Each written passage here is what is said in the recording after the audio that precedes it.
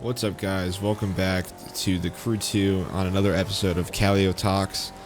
Today I have a little bit of an interesting topic today. I'm going to try that boat race from last episode, and today I'm in a Range Rover Defender, or Land Rover Defender, sorry, not a Range Rover. And, we're going to be doing this race first, and then we'll continue from there. But this is actually very fitting for today's theme, because today is all about the dangers and lessons learned from my experiencing with flipping cars. But yeah, I'll tell you about this while we race this Range Rover, so let's just get right into it. Oh, and one more thing before we do, if you guys have any questions, comments, or things you would like me to discuss in the next video, make sure to leave it down below in the comment section, and I can talk about that next episode. Because, I don't want to open an email yet or anything. This series doesn't get that many views. Like the last episode, still for my channel size, pretty decent, 50 views, so thank you guys for that. But if you have anything you want me to talk about in these videos, just let me know. So without further ado, let's get right into it. So to start off, what does this Land Rover have to do with me flipping cars? So I was on Marketplace one day and I found this Range Rover 2012 for about $4,500, and the guy said all I needed in the description was a fuel line. So he was actually going to sell it tomorrow morning, but we wanted to look at it beforehand, and we were getting really disappointed. I was kind of getting pissed off that we were starting to drive all the way over there without even seeing the car. Like, he didn't want us to see it because he was just confident this guy is selling it. So we offered like $100 more, I think, than what the other guy was. So we got out a little bit of a discount, but not much, really. I guess I go over here. But yeah, so because of that, we bought the car. The guy, we looked at it, he said it didn't start and run because it needed fuel line. So keep this in mind for this whole story. This car does not run and drive when it was bought. So me and my friend, we go about half and half on the decision, which, say what you will, it could have been a bad decision, maybe not have been. Probably would have been fine if we were going to make money off of it. But, I'll get to that in a second. But, we both bought this car. It looked fine on the outside. The interior was nice. It was missing a couple of plastic pieces in the engine bay, which is, slightly concerning, but nothing too crazy. Nothing that I would really worry about. No telling signs that it wouldn't start or anything if we did replace this fuel line. So we take it home, to where we're working on it. It's actually a lengthy process. We thought we had to take out the supercharger to get to the fuel line. Ended up, you don't have to do that. It's a lot easier than that. So we took it off for no reason, had to put it back on and everything. Pain in the ass, but hey, you get there. And, come to discover that we do get the car running. And at first, it's great. It's running fine. No issues. Damn. I also hit that tree there. But yeah, I would choose it. It's about the same white color. But the Crew 2 only offers the Defender. There's no Range Rover, so I can't really show you guys the exact car. But yeah, we get the car, we fix the fuel line, and it starts. It starts right away, no issue. And you're like, wow, you're gonna make profit on this, $4,500, and they sell for what, $12,000. But there was a catch, like all things. We get the car running, and it starts blowing a lot of white smoke out the exhaust. And I mean, like, not just a little bit, but a decent amount. And as you're driving it, traction control faults, air suspension faults, just shit isn't working. It's like, that's weird. I wonder why it's doing that. And then the more you look into it, look at that, 16 seconds ahead. Anyways, but the more you look into it, you're starting to notice some stuff, You notice more, like AC lines are disconnected, just stuff does not fit right. And it's like, I wonder why that is. And then looking into it farther, it starts eating coolant. So now it's almost confirmed that it has a head gasket issue. I don't know if you've ever worked on a Range Rover before, but those things suck to work on. You can't even, they don't even have dipstick to check your own oil. So I assume they wanted to make it harder for the dealership to check it. But when we were looking at it, it was just too much work. I was getting all pissed off because I knew we were going to lose money on it. And the more it said on Marketplace, the more I just had to lower the price because I was getting low balls left and right, and nobody would buy it to make money. So taking a loss on this car, which I do still have, by the way. It is for sale, but it should be selling tomorrow at the time of recording this, or this Sunday. So I'm really hoping to get rid of it. But yeah, I mean, it just turned out to be a mess. So This just goes to show you, when you're flipping cars, make sure you buy something that runs and drives when you buy it. Or maybe not even drives, so at least you can hear the motor, so that way you know if it has a head gasket. You can tell if it's blowing out white smoke. And to be honest, the white smoke did like kind of calm down, and it doesn't overheat. I've never seen the car overheat, but who knows what the previous owner did, you know? Oh, that's a little goofy jump right there. What the hell? But yeah, you know, you don't know what the previous owner did to the car. You don't know its service history or anything like that. It's just kind of blind guessing at that point when you don't have it running or driving. And that's really what we did, you know? We just bought it hoping for the best, and hey, you know, the gamble didn't pay off. So whenever you see a big risk car like that, if you're ever getting into car flipping, I highly recommend you do not take it, because there could be something catastrophically wrong with it. So my advice is just get something that runs and drives, or at least at the very least runs, so you can at least hear the motor, see if it's making any weird noises, like if it has rod knock or something. And I think that's a given. You know, you may think I'm stupid. You're like, oh, why did you buy that? What the hell were you thinking? To be honest with you, I don't know. All right, you know, hey, this is my first time doing this, really, so you learn from your mistakes. All right, you know, I was a little skeptical of the car at first, but I decided to trust it, and this is what happens sometimes. So you live and you learn. But yeah, so you need to be very careful, because this thing is really hard to get rid of once you get it. And just people on Marketplace suck to deal with. Like, I had a guy, you know, say he was to offer it. Then I had one guy who said he was really interested. We set up a meeting point. I told him to go here. Didn't even show up. Another guy told him he said we agreed on a meeting time. And then at the very last second, he bailed out on me, and I was just waiting for a Walmart. I was pissed, because, you know, I just wasted all this time and nobody showed up. So just be wary of that when you're selling on these websites like Facebook Marketplace. People are just not going to respect your time, and you just gotta kind of just expect that when you're selling a car like this, you know, with these issues. And then people will act like they're the mechanic and know, like, experts on these cars and know what's wrong with it, which honestly isn't always the case. But, you know, that's what happens. People think they're experts when they're not. So just be very careful on Marketplace, because much like me, you can think a car is a good deal when in reality it's not at all what you're looking for in a vehicle.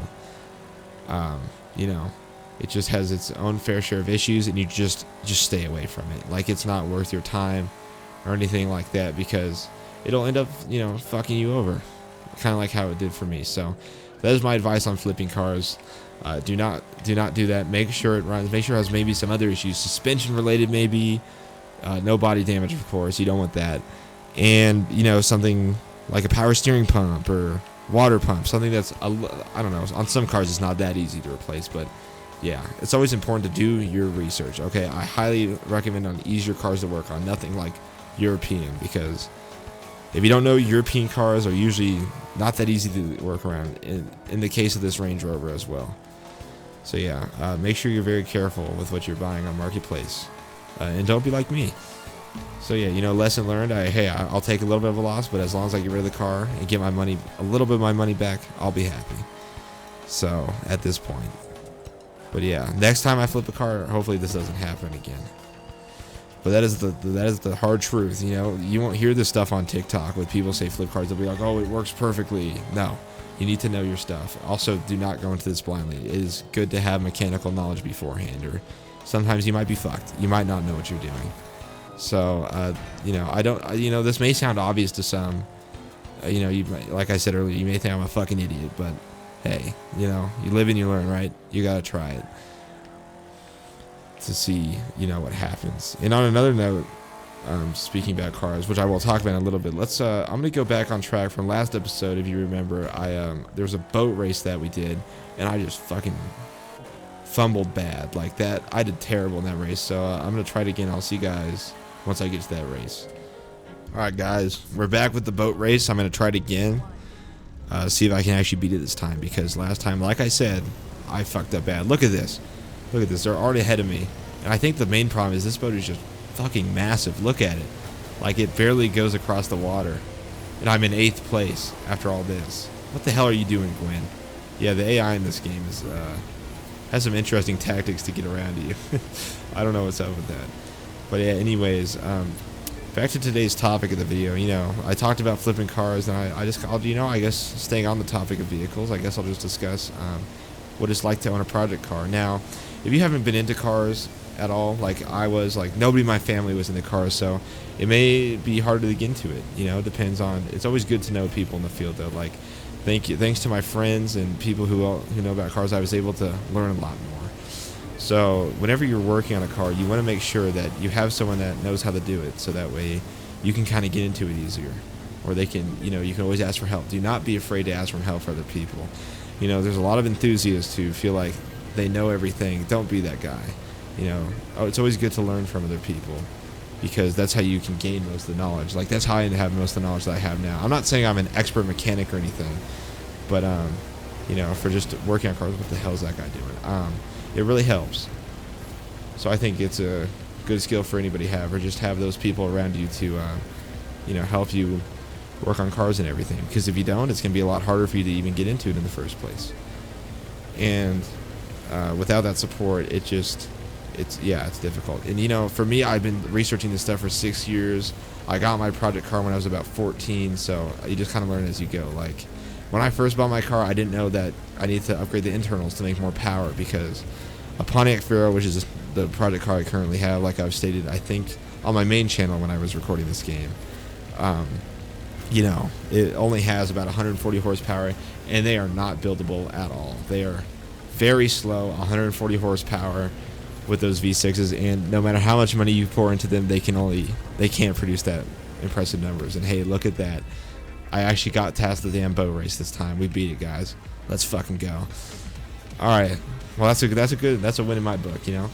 We got rid of the boat race. So that's cool. But yeah, back to what I was saying earlier with project cars. It's always good to have someone like that, so you can, know what you're doing. Like I've stated, I think I've already stated too many times, in tools. Now, when you're beginning, you don't need the top line tools. My personal budget brands that I recommend, I don't know about Pittsburgh from Harbor Freight. I've used them. It's pretty cheap. I don't know. They get the job done. If you're like a really beginner, if you have no money to spend on tools, I think they're a fine option, especially their slightly higher end Icon brand I've heard is decent. But if I were you, I would personally go with something like Husky or Cobalt. That's what I use right now, Cobalt, and they're pretty inexpensive for what they are, and they've held up pretty good. And they will, with those multi-packs, you can get a lot done with the sockets and varieties they offer. But yeah, and when you're modding a car, don't expect to make 1,000 horsepower every car, because depending on what motor you have in whatever vehicle you buy, it might not always be capable of that. With that, even with like forged internals and all that stuff, it's not always possible for a car to reach those super high horsepower numbers. So always keep your expectations a little bit lower than you should. Now, and with the cosmetic mods, please don't be like the Infiniti owners and slam the shit out of your car and make it real. You will regret it, because, well, maybe not all of you, but I don't know. I personally don't like that look. I think it's a little too much.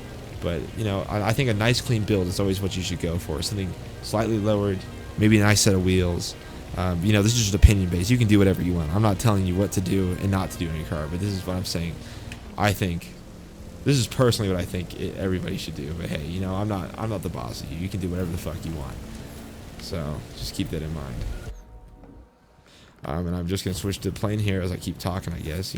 I haven't done a lot of planes in this videos. I kind of stay in this Florida area, but never have really flown. So, why the hell not?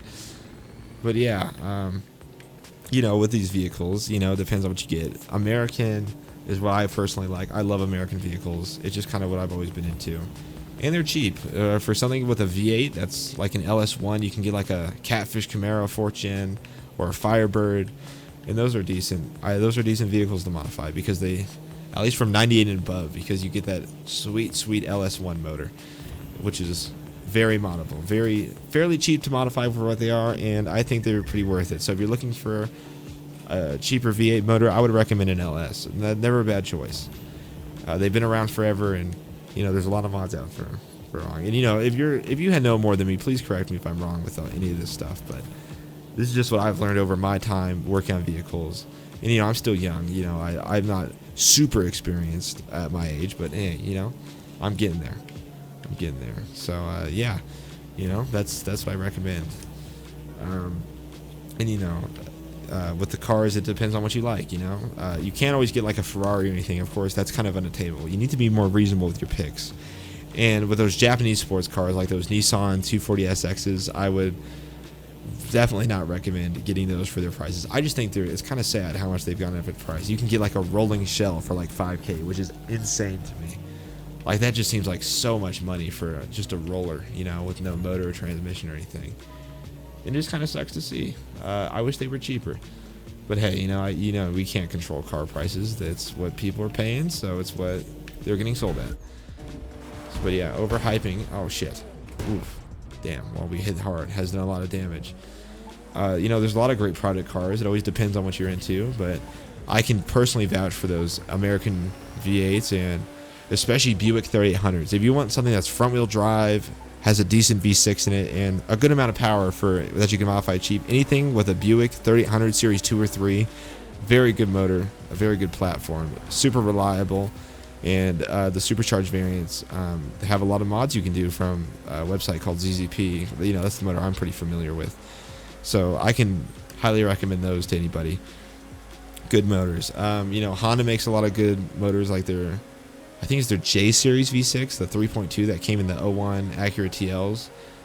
And up, there's a lot of those 3.2 V6s I've heard are pretty good for power.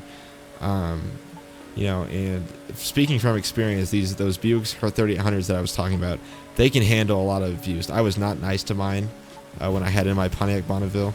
I beat the shit out of it, and it held up to everything I did. So, very good motor, and there's a lot of aftermarket support for them. So make sure with whatever motor you buy, if you want to go for performance mods, which I always think is worth it, I make sure you can mod it first. Always do your research.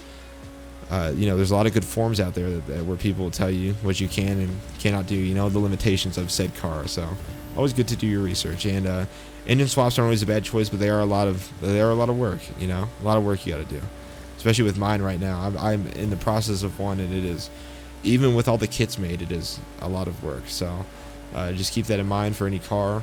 I'm sure the process differs for every car you buy, but that is generally how it's going to be. It's going to be a lot of work that you just kind of got to get through. But hey, once you get through it, I'm sure it's going to be worth it. But yeah, guys, I think that's about it for this episode of Calio Talks. So thank you so much for listening to me, ramble on about vehicles and everything. And like I said, if you have any suggestions or questions, leave them in the comments. I could discuss them next episode. But yeah, I will try to get this out tonight. I missed yesterday. Sorry about that. I had a lot of stuff for college to do. But it should continue hopefully daily from now until the foreseeable future. Nice. Look at that speed trap. So I will see you guys in the next episode. And thank you so much for watching. Goodbye.